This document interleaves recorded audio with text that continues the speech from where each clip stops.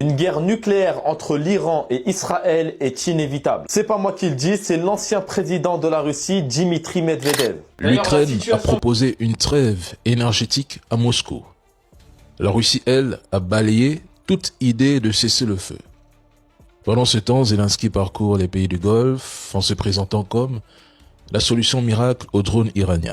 Donald Trump exige que la guerre contre l'Iran soit payée par les Arabes, mes amis. On dirait maintenant que Mohammed bin Salman a léché les bottes et payé la dette. C'est tout à fait exceptionnel. La situation qui s'envenime, l'Iran a rejeté toutes les propositions de discussion avec les États-Unis, car tout simplement la demande américaine est trop exagérée à leur goût. Surtout, ils n'oublient pas la trahison des États-Unis qu'ils ont subi 2 fois en moins d'1 an. Hier, dans la nuit, on a eu de violentes frappes sur Dubaï, avec des images et des impacts directement sur la ville. On a Netanya qui affirme qu'il existe des solutions militaires au détroit d'Ormuz qui est dirigé par les États-Unis. Mais ensuite, plus tard dans la journée, on a la Maison Blanche qui affirme que la fin de la guerre avec l'Iran pourrait ne pas exiger la réouverture complète du détroit d'Ormuz. D'ailleurs, selon Netanya, les pays du Golfe encouragent en réalité les États-Unis à accélérer leur action contre l'Iran. On a un pétrolier du Koweït qui transportait du pétrole brut aurait été ciblé au large des côtes de Dubaï. Surtout que ça suscite des inquiétudes par rapport à un possible déversement de pétrole dans la mer. Surtout que le pétrolier est l'un des plus grands au monde, transportant des millions de barils de pétrole brut par jour. Le régime de l'entité d'ailleurs a ordonné à l'armée de se tourner vers les cibles des actifs économiques du gouvernement iranien. Donc là, on va bien au-delà des sites militaires. Maintenant, on vise directement les actifs économiques.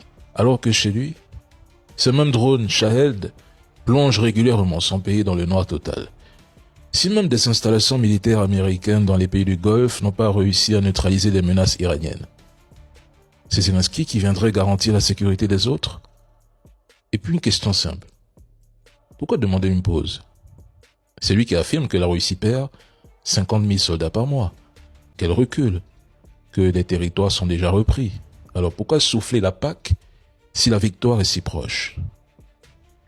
Et que se passerait-il si la Russie menait la guerre en Ukraine avec la même intensité, la même brutalité extrême qu'en Tchétchénie? La Russie a les moyens de raser l'Ukraine. Mais ce qui freine les Russes, c'est aussi le fait que Russes et Ukrainiens partagent une histoire, des racines slaves communes, des liens familiaux, linguistiques et humains profondément entremêlés. Ce sont des frères.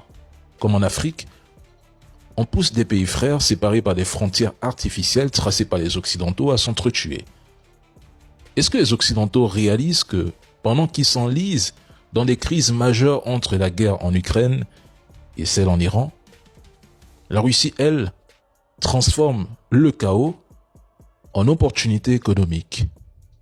1 milliard de dollars chaque 2 jours. C'est tout à fait exceptionnel. Les États-Unis font la guerre pour Israël, donc ils envoient carrément leurs troupes sur place et en même temps, ce sont les Arabes qui vont payer pour Israël. Et Israël, coût zéro. Regardez bien, Donald Trump donc envisage la contribution des Arabes au coût de la guerre et c'est donc les Arabes qui vont trinquer. Je vous rappelle quand même qu'il y a factuellement 2 jours, Donald Trump a expliqué que MBS était obligé de lui lécher le derrière et qu'il était totalement soumis aux États-Unis d'Amérique. Franchement, c'est une humiliation pour les Arabes niveau ultime. Et évidemment, l'Iran a raison. L'Iran essaye de tirer les Arabes en dehors des griffes des Américains. D'ailleurs, regardez bien, l'Iran respecte le royaume d'Arabie Saoudite et le considère comme un pays frère et demande même à ce que les Saoudiens expulsent les forces américaines de leur territoire.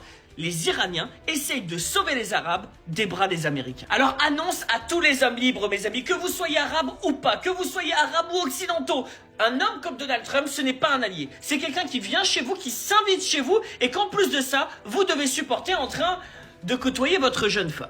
Bon courage à ceux qui vont survivre. Ce qui s'est passé est complètement dingue, des soldats français ont été pris pour cible au Liban par l'armée de l'entité. Et en plus de ça, Donald Trump accuse la France de s'être montrée très peu coopérative dans la guerre contre l'Iran en lui reprochant d'avoir interdit le survol de son territoire aérien avec des avions transportant du matériel vers l'entité. Il affirme que les États-Unis s'en souviendront. L'Iran affirme que des frappes de l'entité et des États-Unis ont touché une usine de production de médicaments contre le cancer. En plus de ça, l'entité affirme examiner la mort de 3 casques bleus de l'ONU lors des opérations militaires au Liban. Elle semble vraiment décidée à faire plein de crimes de guerre. Par exemple, hier, elle a décidé d'instaurer la peine de mort pour les Palestiniens accusés de meurtre terroriste. L'Iran accuse également l'entité d'avoir attaqué une usine de dessalement au Koweït. Le haut fonctionnaire de l'ONU, Mohammad Safa, a démissionné suite aux préparatifs d'une frappe nucléaire contre l'Iran. Il déclare que les gens ne se rendent pas compte de la gravité de la situation. Ils envisagent de bombarder 10 millions de personnes, des travailleurs ordinaires. Ça paraît quand même assez gros une frappe nucléaire contre l'Iran. L'Italie a empêché un avion militaire américain d'atterrir sur son territoire. L'Espagne a, elle, complètement fermé son espace aérien aux avions militaires américains qui sont impliqués dans la guerre contre l'Iran. L'Iran continue de montrer sa domination sur le détroit d'Ormuz. Le Parlement iranien vient d'adopter un projet de loi instaurant des droits de passage pour atteindre 2 millions de dollars pour les navires transitant au détroit d'Ormuz. Le paiement devra être effectué en rial iranien. Et pour terminer, petite stat, depuis le début de son mandat, les parties de golf de Donald Trump ont coûté 101 millions de dollars aux contribuables américains. L'Ukraine a proposé une trêve énergétique à Moscou. La Russie, elle, a balayé toute idée de cesser le feu. Pendant ce temps, Zelensky parcourt les pays du Golfe en se présentant comme la solution miracle au drone iranien. Alors que chez lui, ce même drone Shahed plonge régulièrement son pays dans le noir total. Si même des installations militaires américaines dans les pays du Golfe n'ont pas réussi à neutraliser les menaces iraniennes, c'est Zelensky qui viendrait garantir la sécurité des autres? Et puis une question simple. Pourquoi demander une pause? C'est lui qui affirme que la Russie perd 50 000 soldats par mois, qu'elle recule, que les territoires sont déjà repris. Alors pourquoi souffler la Pâque si la victoire est si proche? Et que se passerait-il si la Russie menait la guerre en Ukraine avec la même intensité, la même brutalité extrême qu'en Tchétchénie? La Russie a les moyens de raser l'Ukraine. Mais ce qui freine les Russes, c'est aussi le fait que Russes et Ukrainiens partagent une histoire, des racines slaves communes, des liens familiaux, linguistiques et humains profondément entremêlés. Ce sont des frères. Comme en Afrique, on pousse des pays frères séparés par des frontières artificielles tracées par les Occidentaux à s'entretuer. Est-ce que les Occidentaux réalisent que, pendant qu'ils s'enlisent dans des crises majeures entre la guerre en Ukraine et celle en Iran, la Russie, elle, transforme le chaos en opportunité économique? 1 milliard de dollars chaque 2 jours. Ouais. Et aujourd'hui, je pense que le monde entier a perdu confiance dans les Américains. Oui. Le monde entier. Et cette région dont vous parliez, effectivement, avec les Saoudiens, les Émiratis, bon, qui sont dans des positions différentes. Les Émiratis sont plus touchés dans la guerre que les autres. Ils prennent 50% des drones et des missiles parce qu'il y a les accords d'Abraham, ils sont les alliés d'Israël. L'Arabie Saoudite est beaucoup plus habile. Elle avait accepté effectivement la médiation chinoise. L'Arabie Saoudite est entre les deux. Elle a déjà passé enfin, leur patience commence à... Oui, elle a déjà passé, après le bombardement de Qatar, elle a passé un pacte de sécurité avec le Pakistan. Qu'est-ce qu'il y a dans ce pacte? On ne sait pas trop. Est-ce que c'est un parapluie nucléaire? Mais aujourd'hui, acheter des armes américaines, compter sur la protection des États-Unis, ça ne vous protège pas, ça vous expose. Et je pense que c'est le cas de tous les pays d'Asie, de tous les pays partout, se disent, mais à quoi ça sert d'être avec les États-Unis? Les Israéliens, les Américains, principalement le Mossad, avaient élaboré un plan de déstabilisation de l'Iran par l'intérieur à travers un soulèvement, en s'appuyant sur les Kurdes. Et ils pensaient que à travers une évasion terrestre où des milliers de Kurdes auraient traversé sous la couverture israélo-américaine, ils auraient pu faire ou bien renforcer un soulèvement qui pourrait aboutir au départ du régime. Si vous entendez très bien, au début de la guerre, Trump disait que c'est au peuple iranien de prendre leurs responsabilités, c'est au peuple iranien de chasser leur peuple et nous, on est là pour les soutenir. Mais en réalité, il ne parlait pas du peuple en tant que population, mais ce qu'il voulait dire, c'est qu'il y a quelque chose qui se préparait, c'était manipuler des groupes hostiles, créer des soulèvements et envoyer des armes avec l'appui des renseignements israéliens et des renseignements américains bien sûr, créer un soulèvement quitte à faire plusieurs milliers de morts, mais l'essentiel était de faire dégager le régime. Pourquoi ça n'a pas marché? Parce que déjà, ça c'est une opération secrète. Et ça a échoué pour deux raisons. La première, c'est la fuite de l'information. Tout le monde entier était au courant. Ce qui veut dire que, naturellement, les Iraniens aussi, le régime était au courant. Le deuxième élément, bon, ça c'est des opérations d'infiltration qu'ils voulaient faire. Donc, le premier motif de refus, c'est la fuite. Le deuxième motif de refus, c'est quoi? C'est il n'y avait aucune garantie de succès. Même les Américains et les Israéliens n'avaient aucune garantie de succès. Donc, voilà les deux éléments.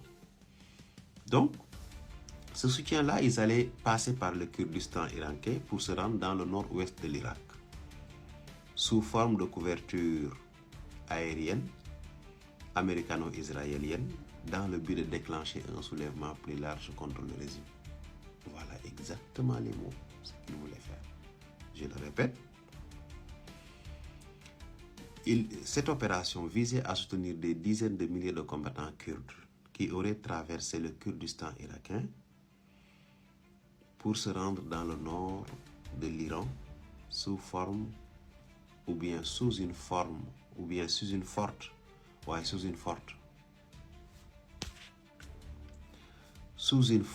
couverture américano-israélienne dans le but de déclencher un soulèvement plus large contre le régime. C'était ça. Et comme je vous l'ai dit, après que cette information est fuitée dans les médias, l'Iran a renforcé sa défense et la présence de brigades et intensifié des activités dans la région. Voilà ce que l'Iran a fait. Et le président Erdogan aussi a joué un rôle, parce que vous connaissez très bien le problème qu'il y a entre les Kurdes et les Turcs. Et je dirais même l'état de la Turquie, parce qu'en réalité, c'est de ça qu'il s'agit. Parce que vous pouvez être kurde et ne pas avoir de problème avec l'État turc. Donc, le président Erdogan, lui aussi, ayant conscience que ce problème-là, les milliers d'armes qui seront envoyées aux Kurdes, qui seront données aux Kurdes, peuvent être utilisées contre sa propre population, a parlé. Parce que c'est ça aussi un dirigeant. Parfois, on peut armer un ennemi qui est de l'autre côté de la frontière, qui ne vous concerne pas directement. Mais vous savez nettement que tôt ou tard, il finira par tirer sur tes pieds. Donc, dès que vous voyez cette activité-là, il faut agir très, très rapidement et essayer de tout faire pour que cette action n'ait pas lieu. C'est ce que Erdogan a fait et je pense que c'est la meilleure solution pour anticiper. C'est pour cela il les a mis en garde contre un gain turc, c'est-à-dire contre les gains turcs, c'est-à-dire que contre toute puissance, renforcement de la puissance kurde. Les pays du Golfe également ont mis en garde contre la déstabilisation et les factions turques ont exigé des garanties de politique doutant sur la fiabilité de Washington. Vous voyez, donc il y a plusieurs éléments qui font que cette opération ne pouvait absolument pas aboutir. Donc, on vous a parlé de Erdogan, qui est contre tout renforcement de la puissance militaire des Kurdes. On vous a parlé des pays du Golfe, qui aussi ont mis en garde contre une déstabilisation. Et là, le plus surpris, c'est-à-dire les pays du Golfe, déjà, les monarchies ne veulent plus de cette guerre-là. Leur système est actuellement, à l'agonie. Et ils savent aussi que ce que cherchent aujourd'hui les États-Unis, c'est de créer des militaires qui vont mourir à leur place.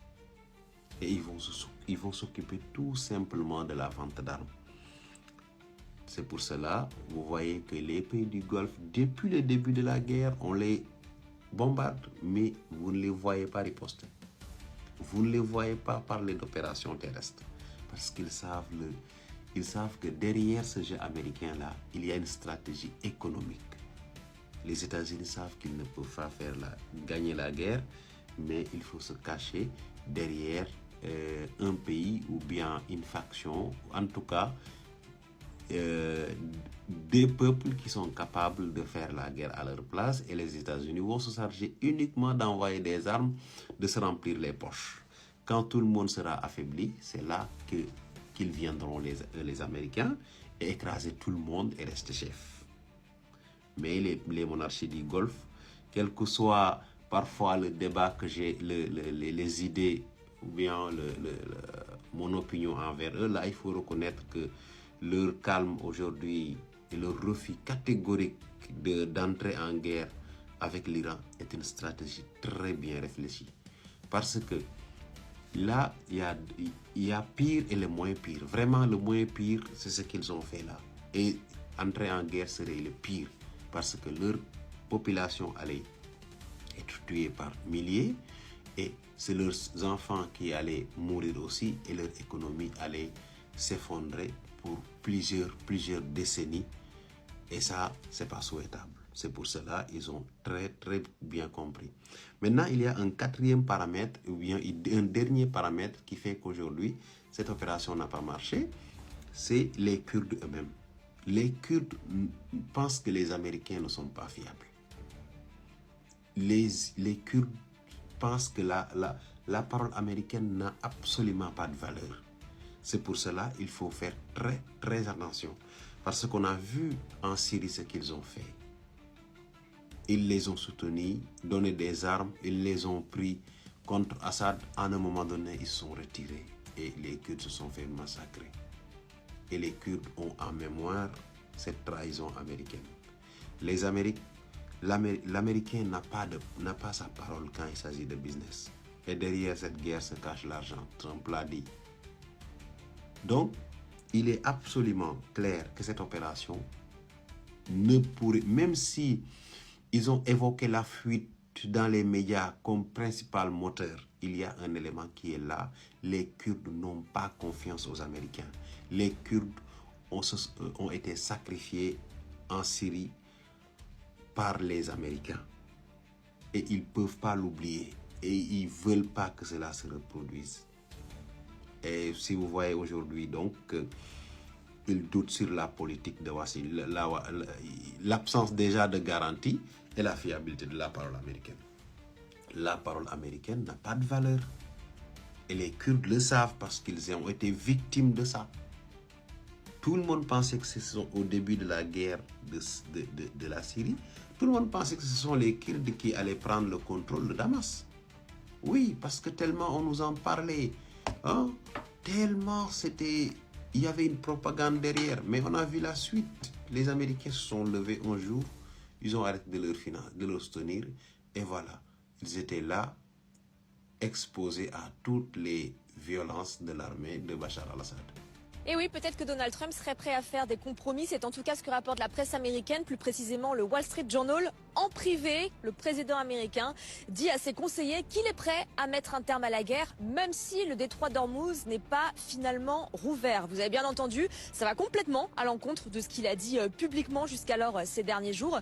En fait, selon la presse américaine, Donald Trump s'aperçoit que s'il veut complètement rouvrir le détroit d'Ormuz, eh bien la guerre va sans doute aller au-delà de la date limite qu'il avait fixée. Donald Trump avait dit qu'elle durerait de 4 à 6 semaines. Donc il préfère se contenter sur des objectifs plus atteignables sur le court terme, notamment détruire la marine iranienne et détruire le stock de missiles de l'Iran, des objectifs qui sont quasiment atteints si l'on en croit son administration. Malgré tout, Donald Trump est-il vraiment prêt ou non à faire ce compromis? La question se pose pour deux grandes raisons. La première, eh bien, c'est que l'économie américaine risque d'être considérablement affaiblie si la situation n'est pas bientôt résolue au niveau du détroit d'Ormuz. Des analystes de Wall Street commencent déjà à projeter que le baril de pétrole pourrait dépasser les $200 si ça ne s'améliore pas.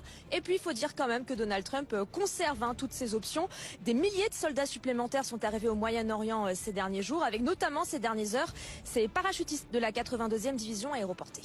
Alors vous l'avez compris, on est sur un gros aveu de faiblesse de la part de Donald Trump qui explique que même si le détroit d'Ormuz n'était pas réouvert, il mettrait fin à cette guerre et repartirait aux États-Unis comme il est venu. Donc oui, c'est un aveu de faiblesse, vous pouvez raconter ce que vous voulez, dire mais non, il a pas le temps. Les gars, il est arrivé dans cette guerre, il a dit que ça allait être réglé rapidement et aujourd'hui on voit qu'il est complètement à la ramasse. En plus, les gars, il pourra se barrer et dire qu'il a détruit complètement tout ce qui sert à faire du nucléaire en Iran. On n'aura jamais la preuve parce que déjà l'agence internationale atomique nous a expliqué qu'aujourd'hui l'Iran ne préparait pas de bombes nucléaires. Donc il pourra nous raconter ce qu'il veut. Aujourd'hui, de toute façon, Donald Trump, il va repartir la queue entre les jambes et avec une crédibilité qui est complètement perdue.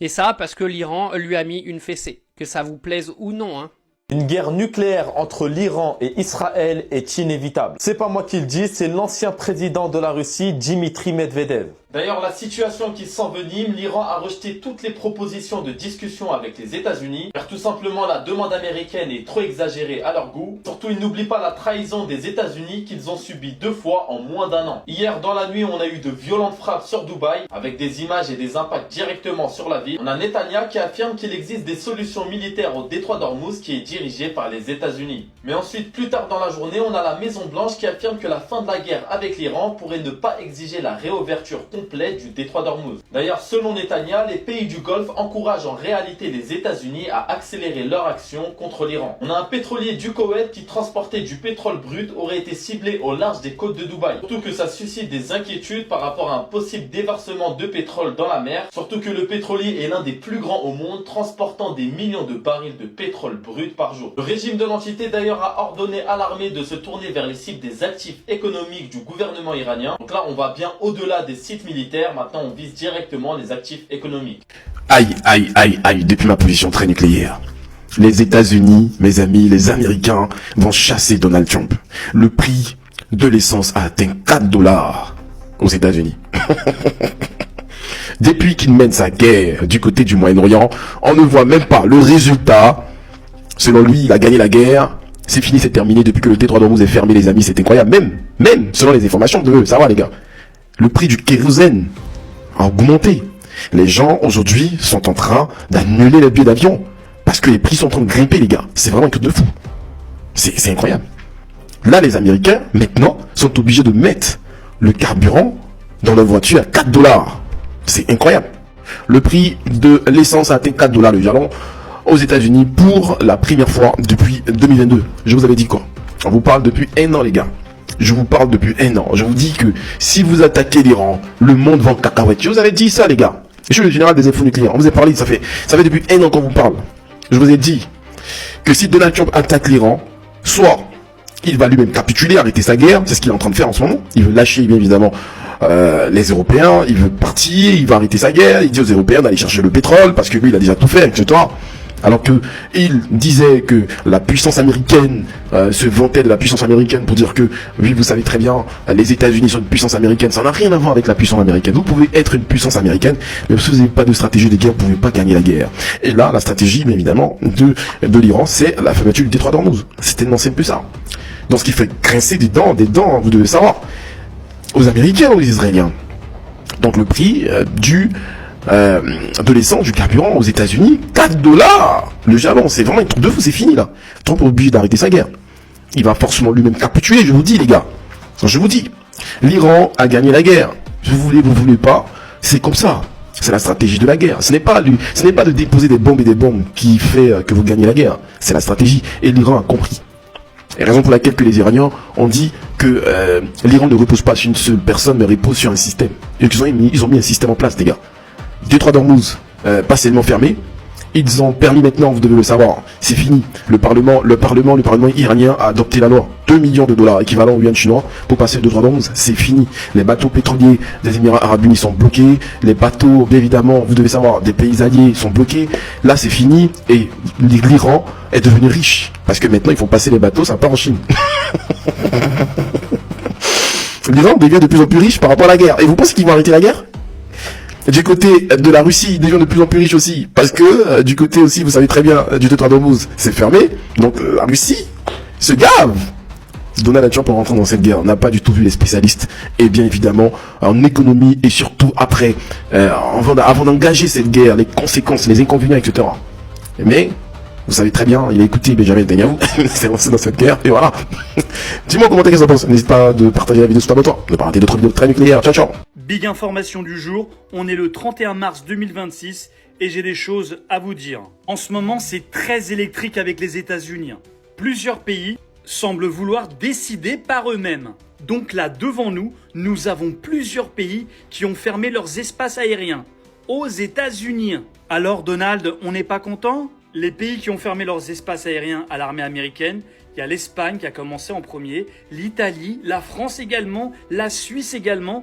Et là, la Pologne a refusé de fournir des batteries de missiles aux États-Unis.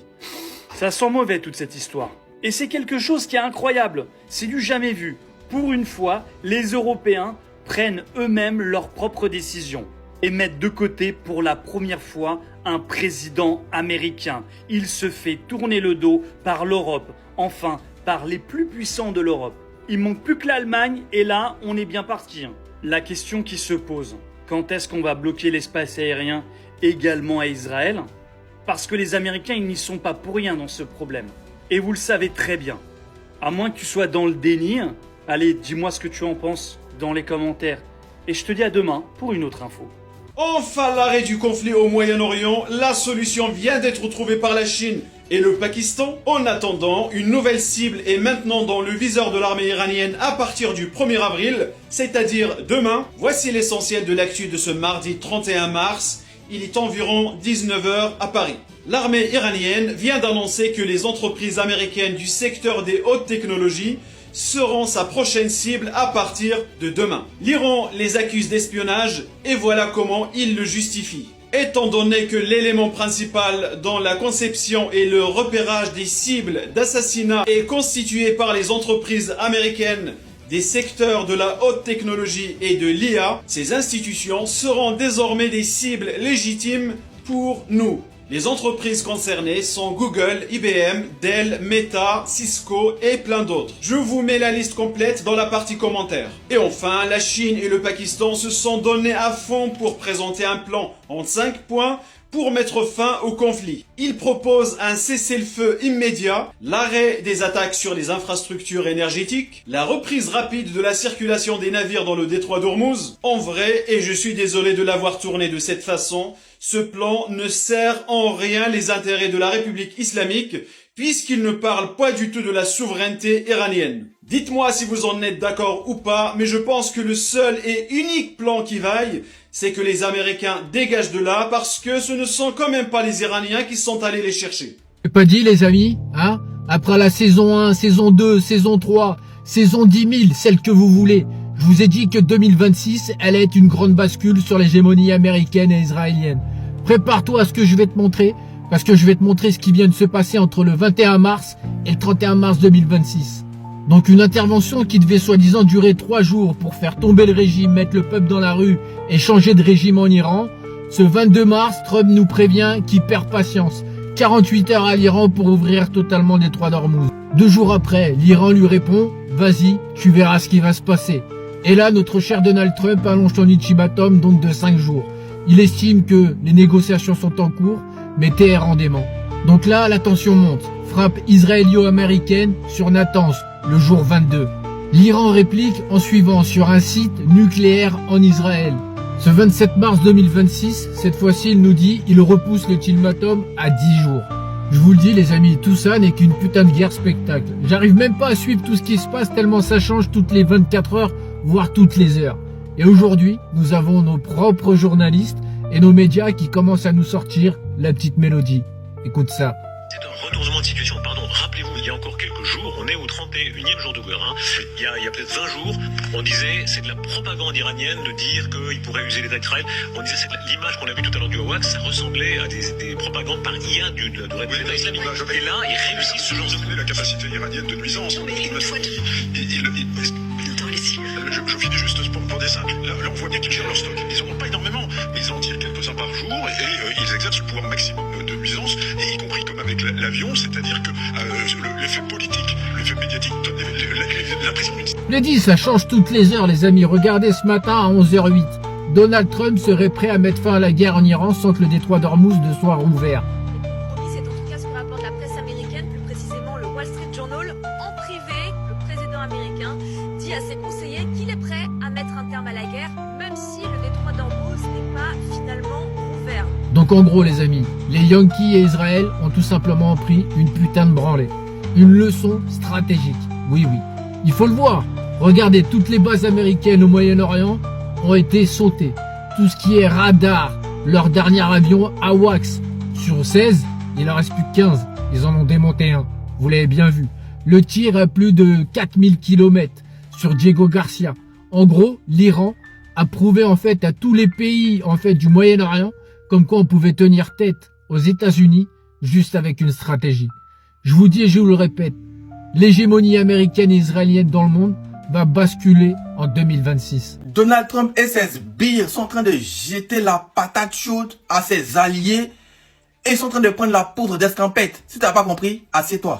Les prochains jours sont décisifs, c'est le Pentagone qui le dit. Il est urgent de mettre un terme à cette opération. Oui, eh bien, Trump est prêt à sortir de cette guerre en laissant Hormuz fermé. C'est ce qu'on apprend ces dernières heures. Et c'est que Trump cherche peut-être à se désembourber en laissant à ses alliés Hormuz sur les bras, sur la musique du vous le verrez, on a fait notre maximum. Si vous n'êtes pas content, eh bien, vous n'avez qu'à aller chercher le pétrole vous-même. Débrouillez-vous. L'Iran, durement frappé. Nous reviendrons d'ailleurs sur ces images spectaculaires de frappe sur un site stratégique de Isfahan et l'Iran qui ne cède rien. Le président a été clair sur ses réseaux sociaux. Il y a des pays dans le monde qui devraient se préparer à intervenir sur ces voies navigables stratégiques. Il ne s'agit pas seulement de la marine américaine, ce sont des voies maritimes internationales. Le monde devrait faire davantage et se tenir aux côtés du président Trump qui fait le gros boulot. Voilà, les Américains se payent les alliés, la France en particulier. Insulté Mohamed Ben Salman ce week-end. On va unilatéralement de se désengager de cette guerre à charge au reste du monde, c'est-à-dire à nous, de se débrouiller, de rétablir le trafic dans le détroit d'Ormuz et une partie de la production et de la distribution de l'énergie mondiale. Voilà pour les plans, peut-être, du président des États-Unis.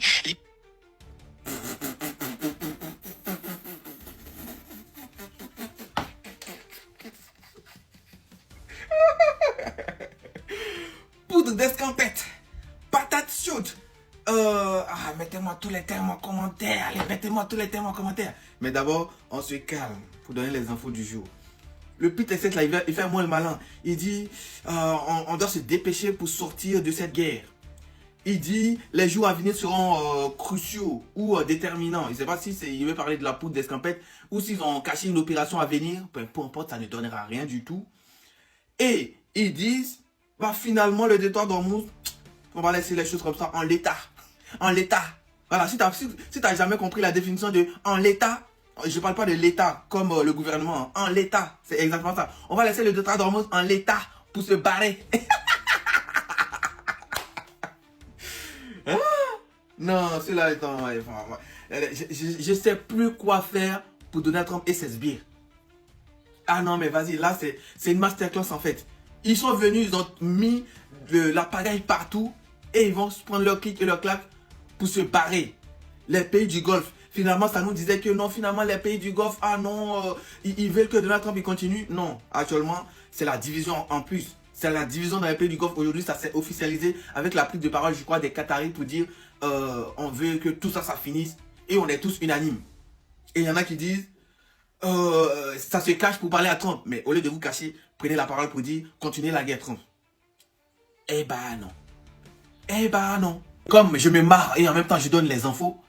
Apparemment, les Pakistanais, il y a un général pakistanais proche de Donald Trump qui a pris la parole pour dire les négociations sont en cours sur 5 points. Et sur ces 5 points-là, c'est quoi? Cessez le feu immédiat, ouverture du détroit d'Ormuz, voilà, arrêtez de bombarder tel ou tel site des deux camps, voilà.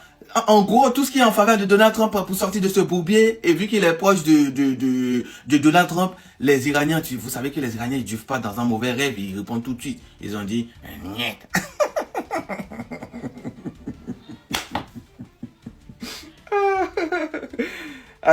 J'espère que les Américains, ils ont un joker actuellement à jouer pour retourner la situation. Alors là, pour tout balayer d'un revers de la main.